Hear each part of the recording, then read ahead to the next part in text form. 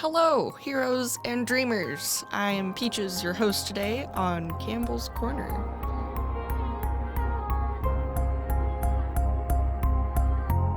How would you advise somebody to tap that spring of eternal life, that joy that is right there? Well, we're having experiences all the time, which may, on occasion, render some sense of this, a little intuition of where your joy is. Grab it. No one can tell you what it's going to be. I mean, you've got to learn to recognize your own depths. Welcome back, everyone. It has been a hot minute since the last episode. Flaming hot. Flaming hot, like in fact. Like a Cheeto. Yeah, maybe more than a Cheeto, if we're to be honest. Yeah, and happy belated Easter and stuff. We're preparing for spring, baby. Yeah. So today, my wonderful listeners, we're going to be talking about tricksters on our show today. Ooh. And of course, we have the wonderful, the beautiful, the stunningly talented and fantastically smart Jazz back in the studio as my guest for this evening. Well, welcome. Thank you. I'm glad to be back. Yeah. Oh, and by the way, this is Peaches. I forgot to say. Peaches, why you gonna forget to introduce yourself? Well, I'm just more excited when other people are in here and get to talk about the other things because I'm just me, but then there's fantastical things to be explored. A true host right there. Thanks. So I guess I'll get us kicked off, or would you like to get us kicked off? I feel like we've been really vibing with the you going first. Okay. We can do that. We can shake it up if you want, but maybe since we're flaming hot already, we can just shake it up and we'll just go for it. Okay. I feel like you're ready and raring. You can see it in my eyes. I can. Listeners, I can see there's a burning glisten in my eyes. I say trickster and she goes, yes. So whose idea was tricksters? I can't remember. It was? Yes. Okay, then maybe it is just. I think it is. That I take the lead. Yes. Okay. Well, friends, listeners, cult followers, whoever that might be, today we're going to talk about one of my favorite mythological deities of the Northern American Southwest, and that is Kokopelli. So, Kokopelli, what is that? What kind of word is that? Who is that? That is going to be a short translation for Koko, meaning wood, and Pilau, meaning hump. Together we get Kokopelli. And if I'm pronouncing that wrong, please correct me. I would love to be educated on that further. This is just my personal experience with this mythological figure. So. And you said where was it from? This particular deity originated from the Hopi tribe. Oh. Yes, and in turn, reaching back further, was a part of the Anasazi culture. So, who was Kokopelli? Known as a fertility god, prankster, healer, and storyteller, Kokopelli has been a source of wonder throughout the country for centuries. Kokopelli embodies the true American Southwest and dates back over 3,000 years, when the first petroglyphs were carved. Although his true origins are unknown, this traveling, flute-playing Casanova is a sacred figure to many southwestern Native Americans. Carving of his hunchbacked flute-playing figure have been found painted and carved into rock walls and boulders throughout the Southwest. There are many myths of the famous Kokopelli, of which is that he traveled from village to village, bringing the changing of winter to spring, melting the snow, and bringing about rain for a successful harvest. It is also said that the hunch on his back depicted the sacks of seeds and songs he carried. Legend also has it that the flute playing also symbolized the transition of winter to spring. Kokopelli's flute is said to be heard in the spring's breeze while bringing warmth. It is also said that he was the source of human conception. Legend has it everyone in the village would sing and dance throughout the night when they heard Kokopelli play his flute. The next morning, every maiden in the village would be with child. Oh, snap. Devious. Fertility god indeed. Fertility god. So, I want to read to you this amazing rhythmic ballad of Kokopelli. You know what? I love a good ballad. maybe that's a good idea for another episode, because there's some great songs and legends that are in song form that are worth it to talk about. I think so too. There's some great epics to be had. I'd love to talk about Oisin, the Irish deer prince. That would be really fun. Absolutely. So, the Ballad of Kokopelli. A strange lonely figure Let me restart that.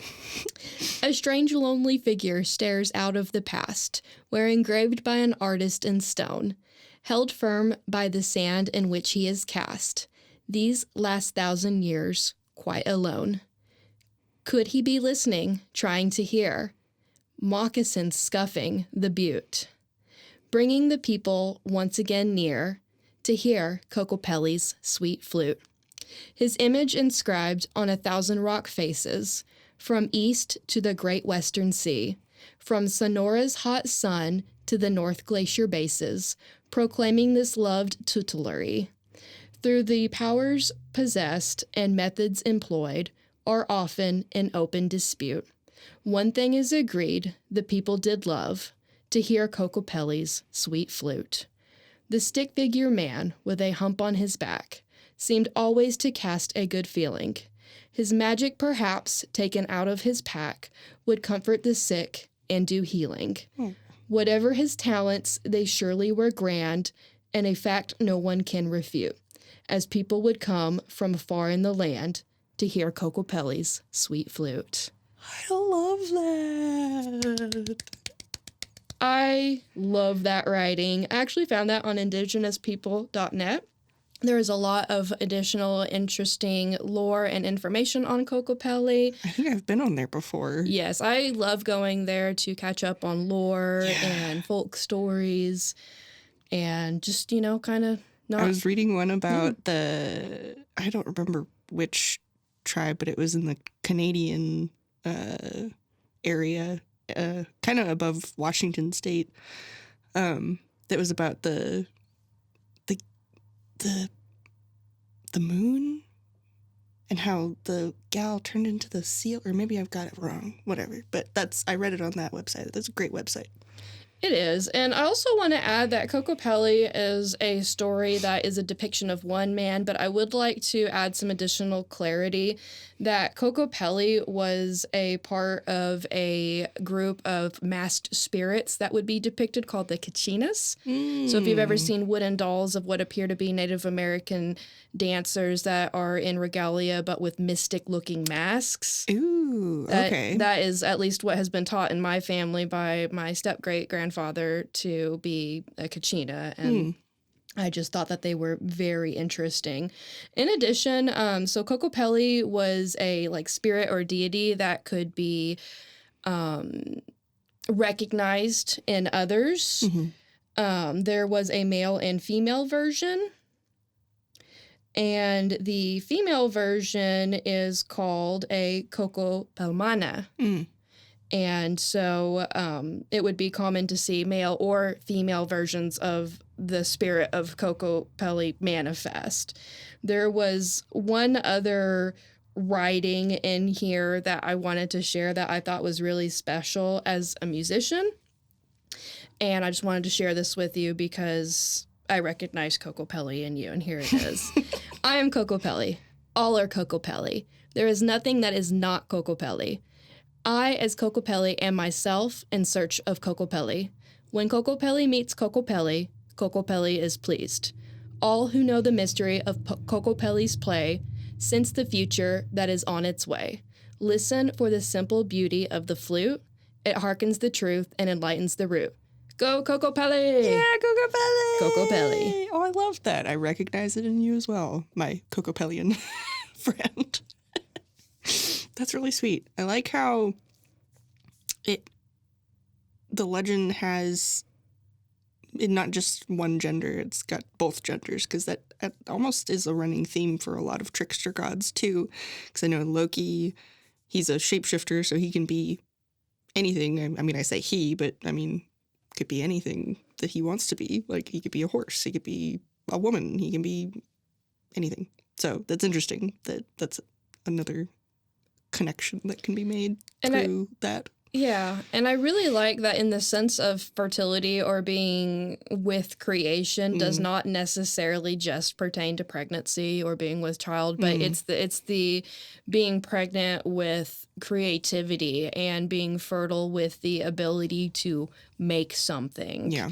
And I feel like that's a really like cool... his flute playing. Exactly. Making merry, so to speak. Yes, and that is not tied down to one gender. Yeah, I like that a lot.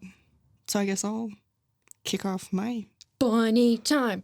Bunny time. So in honor of Easter, so the original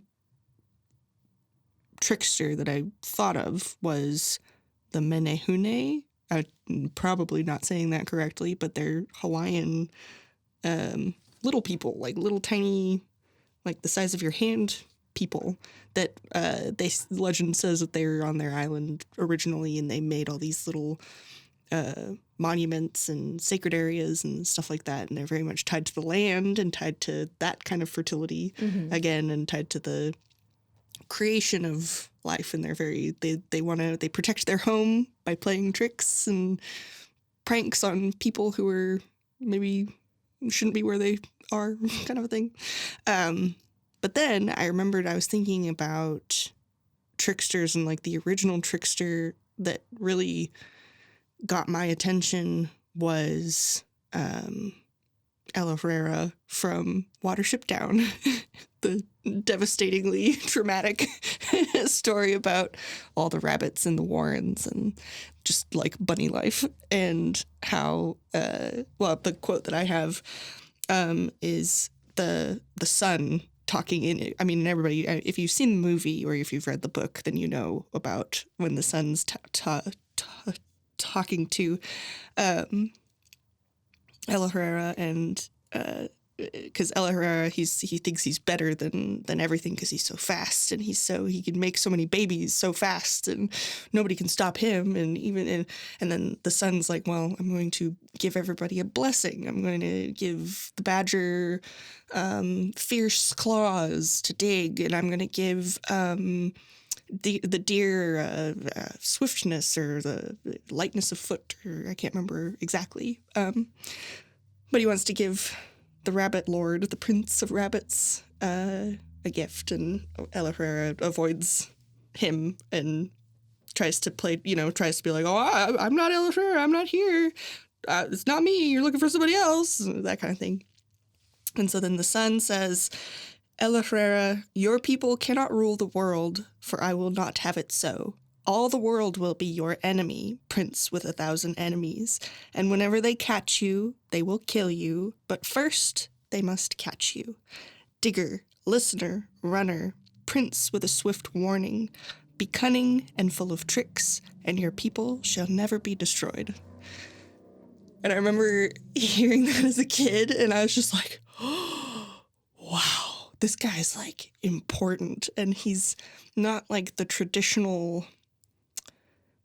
hero, quote unquote, that you would think of, because I mean, it's a bunny rabbit, it's a sweet little bunny rabbit. But then I thought about it more, and it was like, oh man, these bunny rabbits are actually, they are fast, they are smart, they hide from foxes, they they're tough to catch. I mean, that kind of thing. So that got me thinking about other rabbits that are in kind of not popular, well, I guess popular culture, but Bugs Bunny is another one that I think of as being a trickster, where he's just, I mean, he's Bugs Bunny. He's always giving Elmer Fudd the runaround, and the duck, Daffy Duck. Yeah.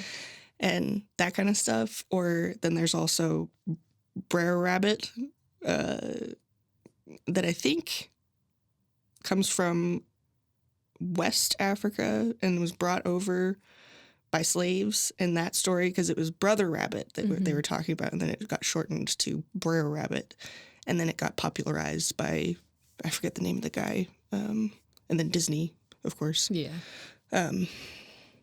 But Brer Rabbit was also, I mean, it's just like Brer Rabbit is like this guy who, he's fast, he's smart, he pushes society or societal like rules to kind of get in there and play the game, I guess, or the system, or to give himself more of an edge, or I don't know, but another cool, fun one. And then the other one I thought of was, so there's back in Spokane, there's a Spokane Indian tribe, and then there's also the Coeur d'Alene Indians that are in Idaho that are really close by. And I can't remember which one I heard it from, which tribe, but there was just the story of the rabbit who brought humans fire. And I don't exactly remember the tale, but it was something about this rabbit who stole fire from the badgers. He swam out to this island and he danced with or maybe it wasn't badgers, maybe it was otters. Anyways, and then he took the fire that they were dancing around and he danced with them, and then he ran and they couldn't catch him, and then he gave it to the people, and then the people were able to flourish after they got fire. I love that. So many people do not give rabbits enough credit. And I always think about, it's the one animal we keep a lucky foot of on our bags. Yes, that is an outdated and cruel practice, but it's what I immediately think of. People think of rabbits and they immediately think of abundance and prosperity and bounty. And you know, it's a recurring figure in Easter every year. It has its place in Asian culture doing the Lunar Festival, and so many different societies see this long-eared, hoppy little fella as, you know, just a symbol of better things. It's lovely. Yes. So, yeah, I think tragically, a lot of just animals, just plain, not even fantastical animals, kind of get not a bad rap, but like they don't get recognized enough for their fantasticalness, just being themselves, because they're not quote unquote fantastical. They're just, you know, they're just deer, they're just raccoons, or they're just bunnies. Like, they're not cool, they're not weird or interesting. They're just, we see those all the time, but it's like, no, there's so much lore. There's so many, they're tied to cultures. They're tied to everything. And yeah, so I think if we could look more at the regular guys, I think that would be swell. Oh, yes. Give the woodland critters a chance, y'all. Yeah. Except for raccoons. We know about that already. Bandits, a lot of them. Angry, rabid bandits.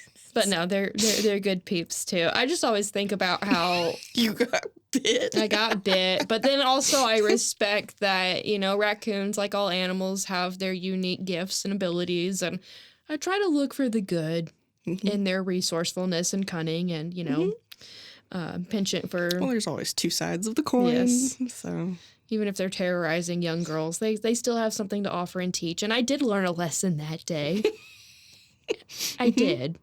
I did. That raccoon was fiercely loyal to her one and only true love, and you got in the way. Shout out Squeakers. Good old Squeakers. Still around. Not forgotten. R.I.P. Probably R.I.P.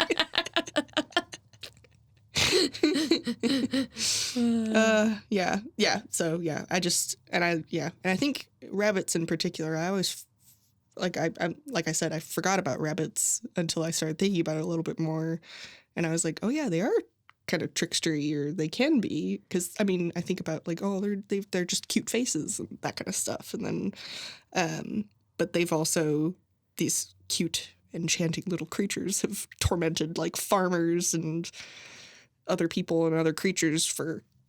Yes. And how, yeah, it's just, I forgot about the other side of the coin for a hot second, but yeah, I'm hoping that we all can remember the other side of the coin for a lot of things with this sort of revival of woodland creatures. Or whatever. I'm getting too deep. We're getting too deep. When's the last time you have interacted with a rabbit in real life? So I used to have rabbits as pets. I didn't know that. Yeah. I had a bunny, a floppy-eared bunny named Chubbs. Oh, and he was Chubbs. A big boy. He was the offspring of my sister's rabbit, Harry, named after Harry Potter, and my rabbit, Princess, because she was albino. She was full white, red eyes. She was also really, really mean. I actually have a scar on my chest from where she scratched me. We both have wild woodland critter scars on our chests. What is it? Just let me be a Disney princess and love you.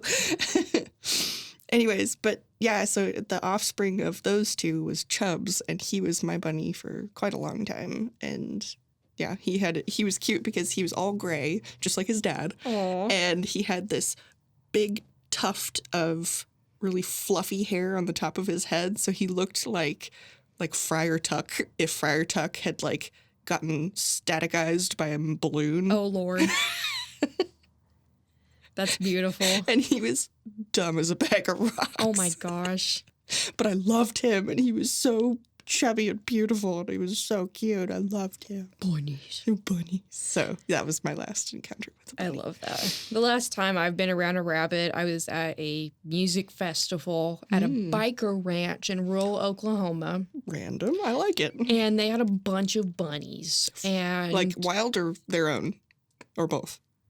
I'm going to say both. They free roamed. They were free range bunnies on this biker ranch. Oh, that's nice. And it was really fun because they were very friendly. So, I was out doing music festival things and being rambunctious and wild and free. Touch the bunnies. And I sat down and a bunny hopped in my lap. And it was really sweet. What? Yes, it was the absolute Disney princess moment. I'm pretty sure I may have been like, under some substances at the time, but it was real, and I do remember it because other people took pictures and were like, "Oh my God, bunny!" But she's a real Disney princess. She did it. But yeah, that was over 10 years ago, and that's the last time I've been around any bunny within any type of proximity. So, I mean, I guess technically, because I see like there's a couple wild bunnies around where my sister lives in the neighborhood. I love neighborhood bunnies. They're so pure and sweet. There's one over by Mesta Park that is black, like all black. And he scared me one night because he lives in the alleyway right next to the park.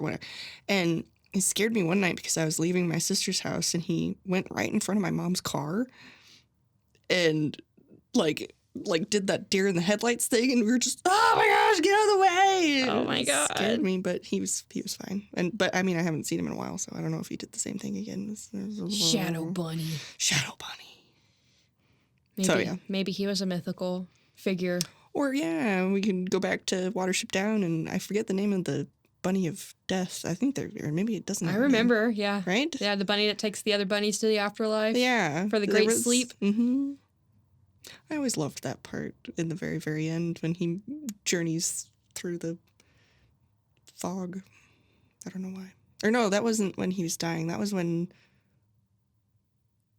But when he takes his last nap in the sun. Yeah. And he just and then he goes dancing off into the sky, and it's really sweet. I love... That movie scared the crap out of me. Me too. But I couldn't take my eyes away. One of those, I couldn't not watch it, even though it was horrifying. But I mean... That's kind of real life. I mean, bunnies do that. I mean, it's the two sides of the coin. We can't forget the fact that bunnies are wild critters that have sharp teeth and claws that can hurt. Yep.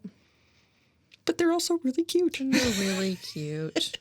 I think I saw a meme one time, and they were like, "Oh, Lego morphs, aren't they fantastic?" And it's like on one side, you have this cute little floof that's round and pudgy, and then you have this like desert hair that's like, "I know the secrets of all of mankind," and it has a 1,000-yard stare just off into the sunset. Like, very interesting dynamics you got. Mm-hmm. Two sides of the coin. I mean, hashtag. There we go. Hashtag. Two sides of the coin. Two sides of the coin. Keep that in mind for now. And we'll see you next time. Next time. Thank you all again for taking the time to listen. And I hope you all have a wonderful day. And bye. Bye.